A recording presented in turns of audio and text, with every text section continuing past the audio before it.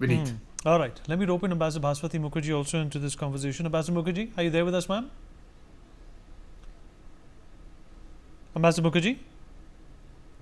Yes, I'm in the program, Vineet. All right, ma'am, your analysis of what's happened here, obviously Pakistan was never respected by China, whether they towed their line or not. But this time, things are very different. You know, Pakistan has managed to embarrass and upset China at a number of levels. In fact, they have gone back to the Americans when it comes to advice against their master's wishes, which is China.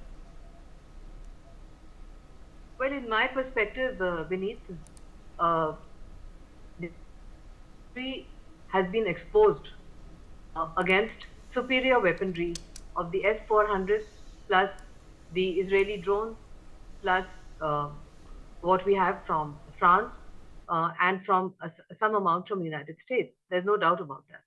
But more than that, it is extremely embarrassing for China to understand that its protege, virtually like a satellite state, cannot face up in any way to India.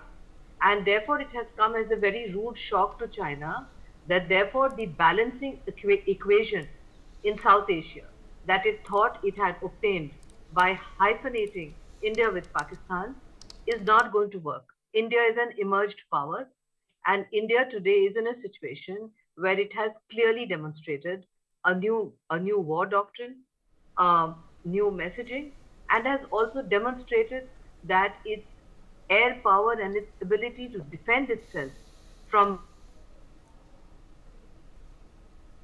upon us mercilessly, including, as I discovered yesterday, even towards the Golden Temple in Amritsar, which means that they have no compunctions, despite their so-called sympathy for Sikhs. They had no compunctions in trying to target the Golden Temple in Amritsar, which we were able to defend successfully. There were also several missiles that tried to hit Delhi, but were shot down.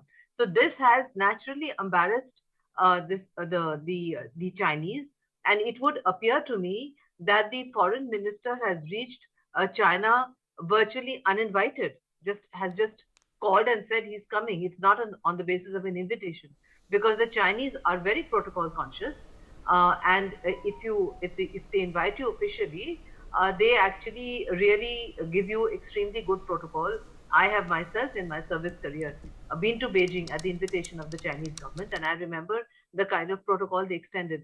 So this kind of shabby reception at the airport demonstrates that China perhaps is having a rethink about the power equations and the power balances which have emerged in Asia and in particular in South Asia, and that the Chinese may therefore be making some calculations which would perhaps over the next few weeks we would know affect in a positive manner the Chinese attempt to balance out its relationship with India.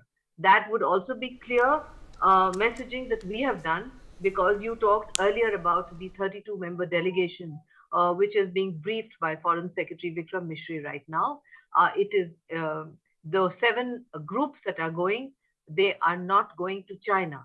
That's also very clear messaging that has been done. Whereas the pathetic delegation, which has been put together by Pakistan, I'm sure their first destination would be China. So the messaging that we have given is that we know that Turkey and Pakistan have, Turkey and China have propped up Pakistan against India.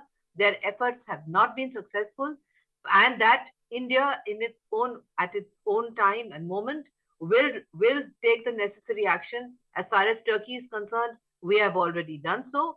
As far as China is concerned, it's for them to calculate whether 2 huge neighbors like China and India really should live in such a tense atmosphere, because they are propping up Pakistan against us.